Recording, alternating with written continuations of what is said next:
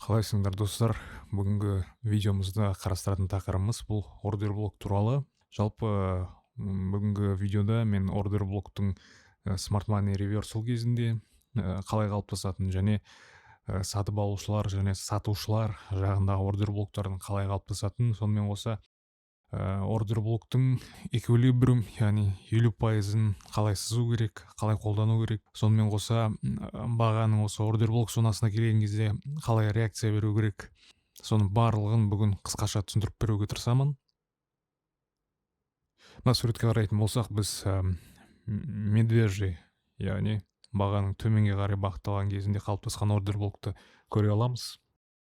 Бұл мысалды толық түсіндіріп беретін болсақ, баға жоғары қарай, яғни маңызды деңгейге қарай бағытталады. Кейін өзінің артында сатып алушылар жағындағы, яғни buy side liquidity немесе swing high максимум қалыптастырады да, баға сол максимумды бұзып өтіп, яғни ликвидностьтарды шешіп, маңызды деңгейден реакция алып, төменгі жақта осы максимумға және маңызды деңгейге дейін пробой жасап, бағаны жеткізген бір немесе бірнеше сериялық свечалардың ашылу бағасынан төмен барып жабылғанын көруге болады. Яғни мына жерде баға ең соңғы рет пробой жасаған свечалардың баға төменгі бөлігіндегі, яғни ашылу линиясынан асып барып жабылса, бізде бұл аймақта ордер блок зонасы қалыптасты деген сөз.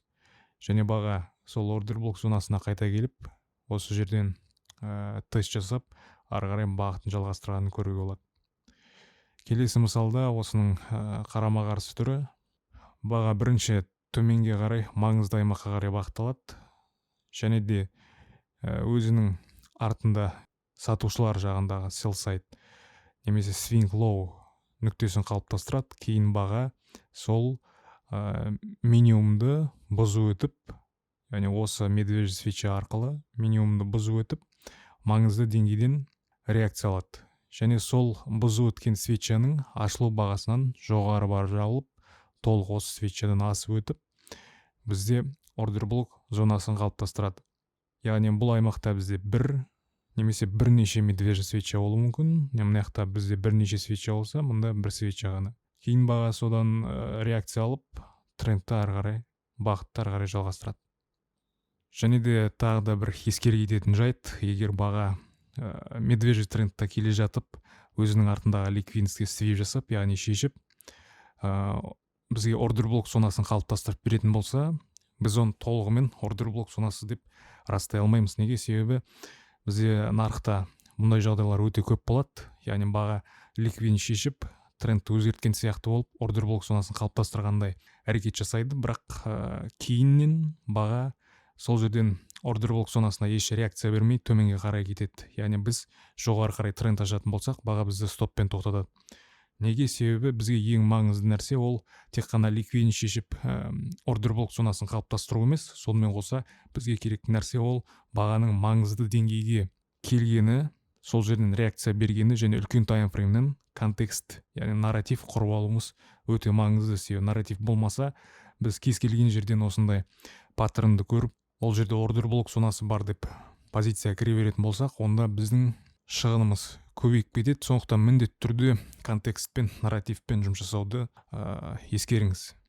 Жаңа атап өткендей, Smart Money Reversal кезінде баға өзінің артындағы қалыптастырған ликвидность, яғни buy side немесе керісінше болса sell side ликвидностьін шешу керек.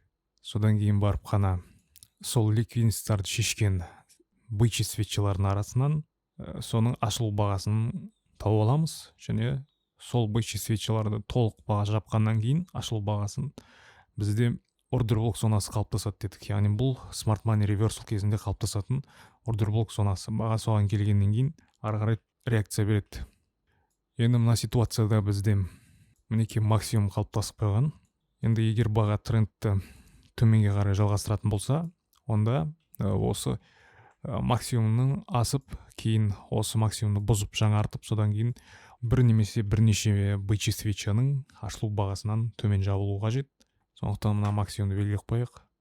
Мінекей баға дәл осы максимумды бұзып өтті. Енді ары қарай, енді бізге ең соңғы рет осы свечаны шешкен қайсысы шамдар екенін анықтау керек. Мысалы мына ситуацияда бізде дәл осы шамды мына екі бычий свечадан кейін шешкен, яғни осы медвежий свечадан кейін осы екі бычий свеча шешкен екен.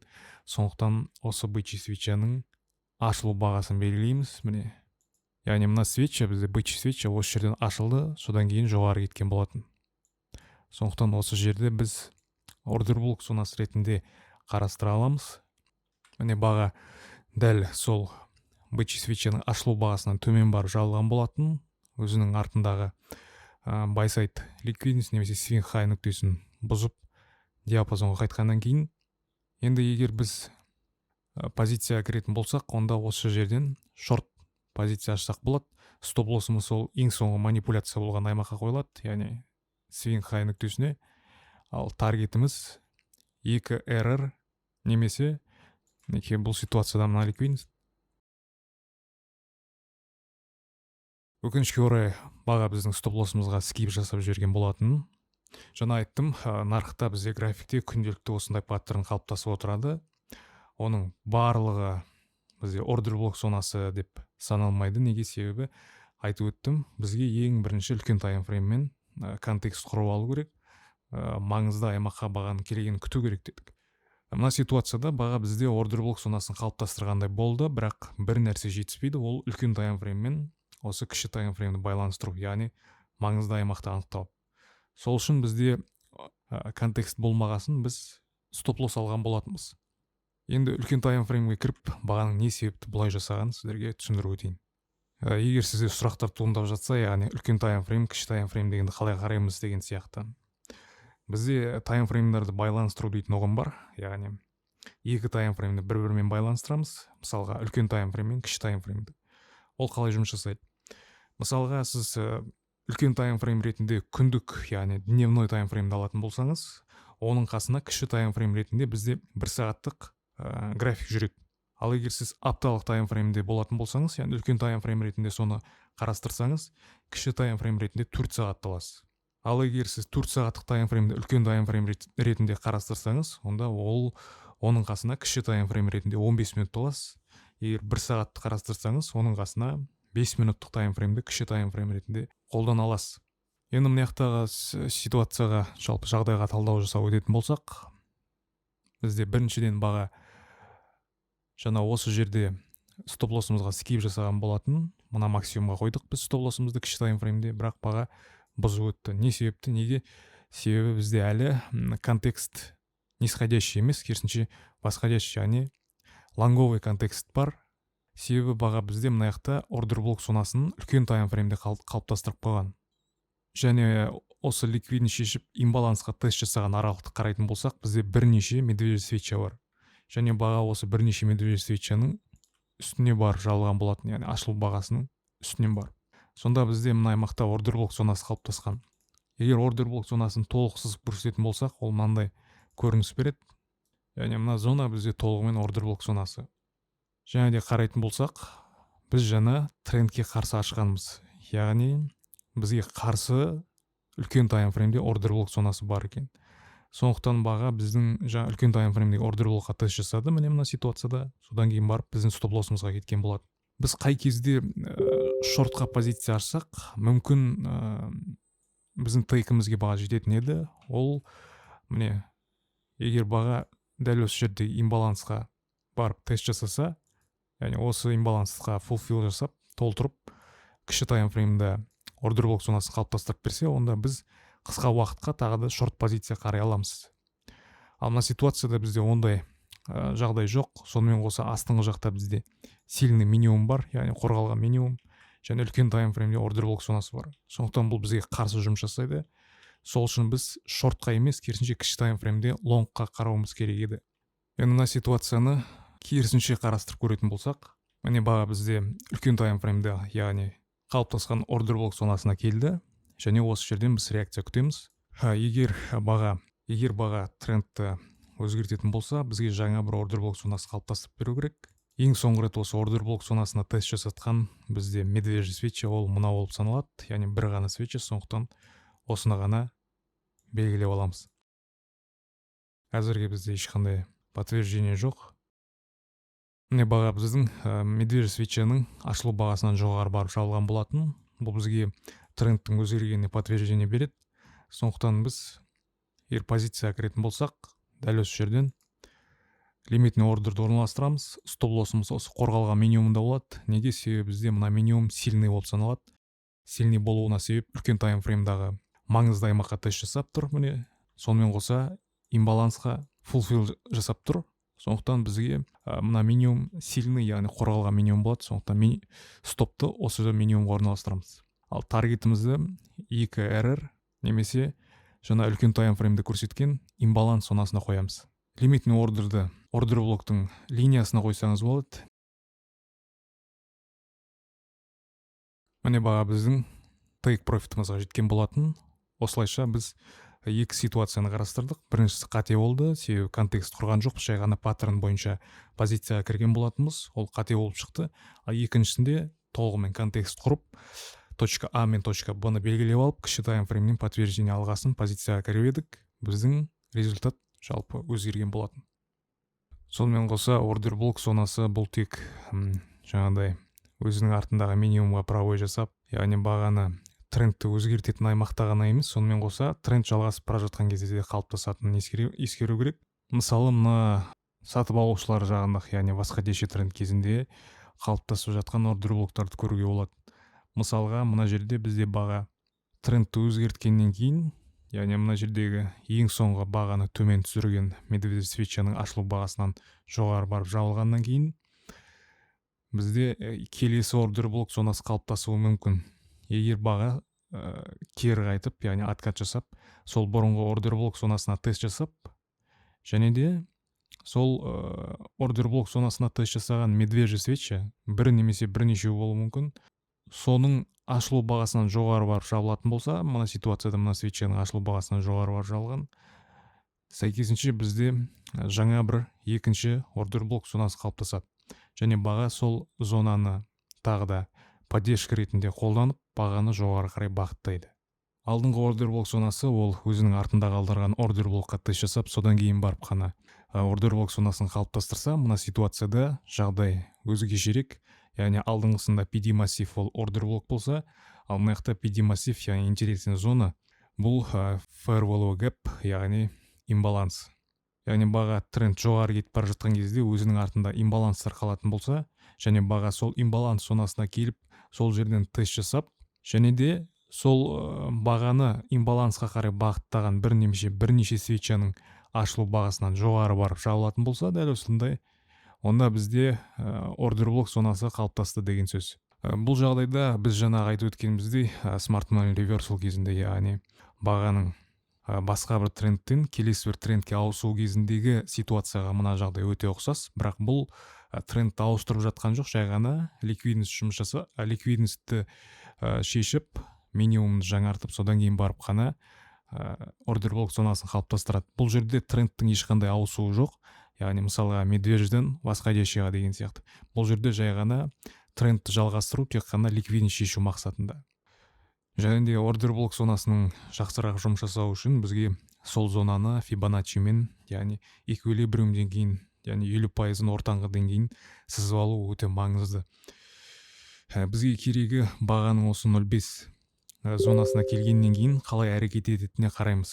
Егер баға осы 0.5 зонасына келіп, осы жерден, яғни тек қана фитильмен ғана бұзып, бірақ бірден жоғары кететін болса, мына ситуациядағыдай, онда бұл ордер блок зонасын баға сақтап тұр деген сөз, яғни бағаның жоғары кетуі, яғни мына ордер блоктың жұмыс жасау ықтималдылығы жоғары деген сөз. Ал егер баға осы ордер блоктың 0.5%-на келіп, осы жерде консолидация жасап жүріп алатын болса, немесе 0.5%-нан асып кететін болса, онда көп жағдайда баға төмен кету ықтималдылығы жоғары болады. Сондықтан біз егер сондай ситуацияны көретін болсақ, қолдан келгенше позицияға кірмей қойсаңыз дұрыс болады. Жақсы, мына ситуацияға қарайтын болсақ, бізде баға мына минимумды свип жасаған, баға ликвидность шешіп, кейін осы свечаның диапазонда жабылған болатын. Біз қазір трендке қарсы позиция жасайын деп тұрмыз, бірақ бізде контекст бар, ол ана жерде разворотный свеча, сонымен қоса үстіңгі жақта бізде қарсылық зонасы ретінде міне пой зона, ордер блок зонасы бар. Неге? Себебі ол мына жақта ликвидін шешті, және сол ликвидін шешкен свечалардың, бірнеше свечаның ашылу бағасынан төмен жабылған болатын. Сонымен қоса жоғарғы жақта бізде имбаланс зонасы бар. Біз енді мына зоналарға дейін позиция ашпаймыз. Неге? Себебі біз трендке қарсы, сондықтан біз сәйкесінше позиция ашып жатсақ, дәл осы максимумға дейін ұстауға тырысамыз, яғни өте аз арақашықтықта. Енді кіші таймфреймге қарайтын болсақ, бізде баға ең соңғы рет осы екі медвежий свечамен мына ликвидность шешкен екен. Сондықтан ордер блок зонасы ретінде біз осы свечаның ашылу бағасын сызып аламыз, және осы аймақты поддержка зонасы ретінде қолданамыз. Сонымен қоса идеал жағдайда бізде баға осы ордер блок зонасының 50%-нан, яғни эквилибриум деңгейінен аспауы қажет. Осы жерден баға разворот алып, жаңа бір ордер блок зонасын қалыптастыру қажет. Баға ордер блок зонасына тест жасап жатыр, және астыңғы жағында имбаланс бар екен. Мана айтып өттім, баға имбалансқа немесе ордер блокқа тест жасайтын болса, және де қарама-қарсы жабылған свечалардан асып барып жабылатын болса, бізде ол аймақта ордер блок зонасы қалыптасады дедім. Баға бізде екінші ордер блок зонасын қалыптастырды. Енді біз позицияға кіретін болсақ, осы жерден кіреміз, стоп-лоссты мына минимум орналастырамыз, таргетімізді мына жерге қоямыз, мына максимумға, яғни сатып алушылар жағында ликвидностьке қоямыз. Мына жердегі біздің рискіміз бен пайдамыздың арақатынасы өте нашар, яғни біз кем дегенде 2-ке 1 пайда табуымыз керек, яғни біздің стоп-лоссымыздың зонасы өте үлкен. Сондықтан рискті азайтып, пайданы көбейтуіміз керек. Сол үшін бізге ордер блок зонасының 50%, яғни эквилибриум деңгейін сызып аламыз. Эквилибриум деңгейін, яғни 0,5%-ын біз осы жерде қатар орналасқан бірнеше свечаның тек теласын ғана қолдансақ болады, яғни фитилін қолданбай қойсаңыз болады. Осы 50%-ын сызатын кезде. Және де біз лимитный ордерімізді осы ордер блоктың 50%-на қоямыз. Міне баға біздің ордер блок зонасының 50%-на келіп жетті, және қарасаңыздар, баға бұл жердегі 0,5%-ды сақтап тұр, яғни жақсы реакция беріп тұр. Ешқандай мына жерге келіп консолидация немесе теласымен жабылып жатқан жоқ. Сондықтан бұл бізге жақсы белгі береді. Міне баға мына жерде тағы да бір ордер блок зонасын қалыптастырған болатын. Бұл жерде де 50%-ын сызып қойсаңыз болады осы ордер блоктың. Ол бізде баға цельға жетті. Сәйкесінше біз мына аяқтағы ордер блоктарды енді қайтып қолданбай қойсақ болады. Неге? Себебі баға цельға жетіп қойғаннан кейін мына аяқтағы ордер блоктардың жұмыс жасау ықтималдылығы төмендейді. Сондықтан баға келгеннен кейін шешіп кетуі мүмкін ликвидностьті, содан кейін жоғары кетуі мүмкін деген сияқты. Осымен бұл тақырып түсінікті болды деп ойлаймын. Видео осы жерден аяқталды. Соңына дейін қарағандарыңызға рахмет. Келесі видеоларда кездескенше.